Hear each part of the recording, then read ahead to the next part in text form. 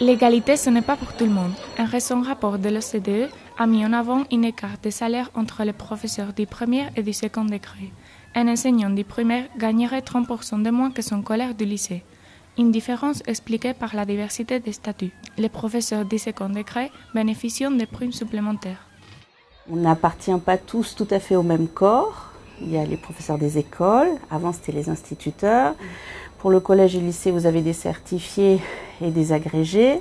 Il y a aussi des PEGC et il y a des contractuels. Donc tout ça est régi par des textes très différents et des temps de service très différents, ce qui fait qu'au final, les salaires et les indemnités le sont également. Didier, professeur en centre d'éducation prioritaire, enseigne depuis une trentaine d'années. Pour lui, cette différence n'est pas légitime. Moi, je trouve qu'il est justifié que l'on paye bien nos collègues du secondaire. Valoriser les enseignants du primaire pour qu'ils rejoignent leurs collègues du secondaire est une bonne chose. Un point de vue également partagé par Joël.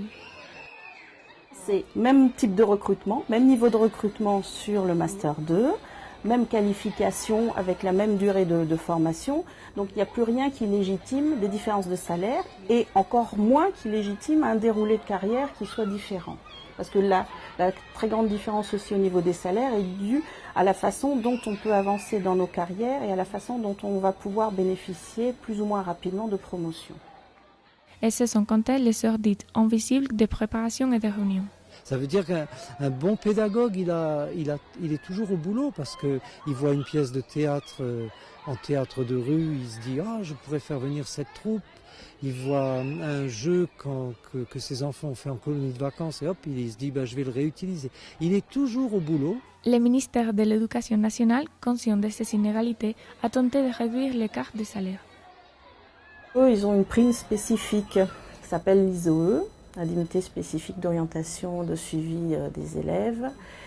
Et c'est la prime que nous percevons depuis l'année dernière, enfin une partie de cette prime qui a été appelée ISAE pour le premier degré. On a 400 € qui nous sont versés pour reconnaître cette différence, mais ça n'est qu'un premier pas. Un effort salué par les syndicats, mais jugé insuffisant. Un alignement sur la prime perçue par les enseignants du second degré, qui s'élève, elle, à environ 1 200 €, est espéré. D'autant que la ministre de l'Éducation nationale a promis des mesures dans ce sens lors d'une rencontre en septembre. Les actes doivent désormais se joindre à la parole.